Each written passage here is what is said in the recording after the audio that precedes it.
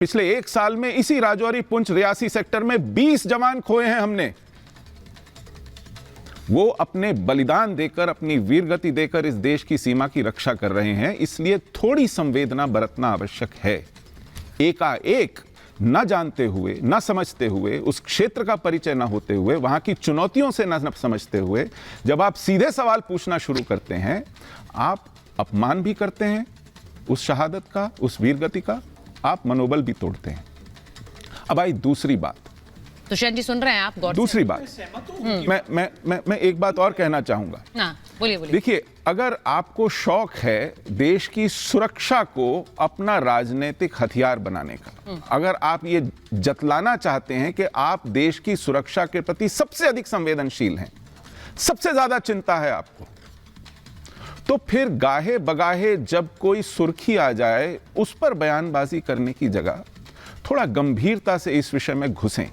अगर भाजपा ने आज इस विषय को अपनी पहचान बनाया है तो वर्षों तक इस विषय पे संवेदनशीलता दिखाते हुए बनाया है, नीति बनाते हुए दिखाया है, इस पर चर्चा करते हुए बनाया है, इस पर जन जागरण करते हुए बनाया है, दुनिया देश भर में अभियान चलाते हुए बनाया है।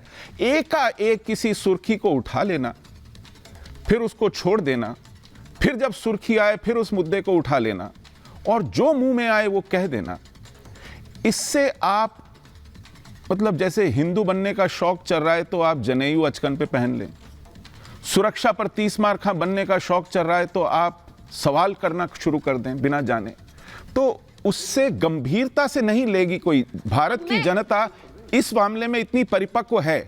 यदि आप संजीदगी से इस विषय पर जुड़ना चाहते हैं तो इस पर निरंतरता बनाए रखिए, इससे आपकी प्रामाणिकता बनेगी और ये जरूरी भी है। बड़ी बात हमारे राजनीतिक दल, हमारे राजनीतिक नेतृत्व एकजुटता दिखानी है, इस पर परिपक्वता से, प्रामाणिकता से, निरंतरता से लगें, सवाल पूछें कि क्यों बार बार राजौरी में हो रहा है, सैन्य अधिकारियों से मिले, उनसे समझें, वर्कशॉप में जाएं, पता करें कि हम आपको किस चीज की आवश्यकता है जिसके कारण हमारी जानें जा रही हैं सैनिकों की। हम सरकार से कहेंगे, आपकी रक्षा समिति है संसद में, उस पर विचार करें, गंभीरता से विचार करें। अब हो क्या रहा है? हो ये रहा है कि एक हमला वहां पर हुआ जिसमें अभी ऑपरेशन जारी है, उस हमले कि जैसे ही खबर आई उस पर लपककर आपने सरकार पर 370 को लेकर सवाल उठाने शुरू कर दिए।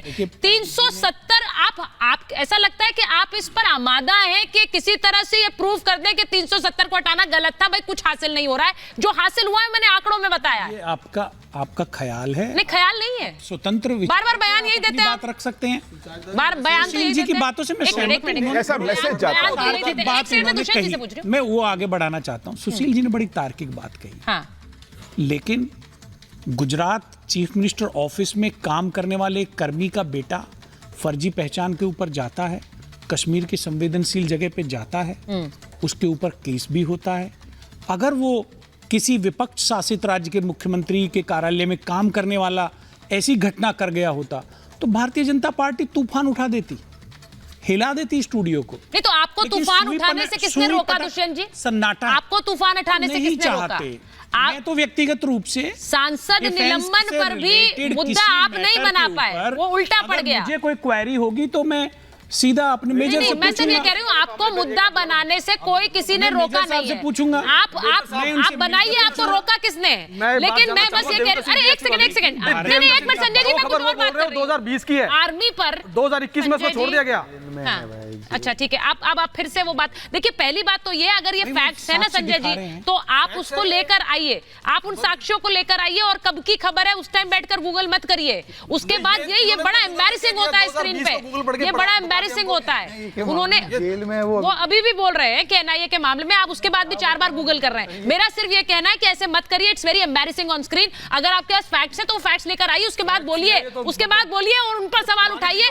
आप उन पर सवाल उठाइए, बिल्कुल सही है, वो आप पर सवाल उठा रहे हैं, वो चैलेंज दे चुके हैं,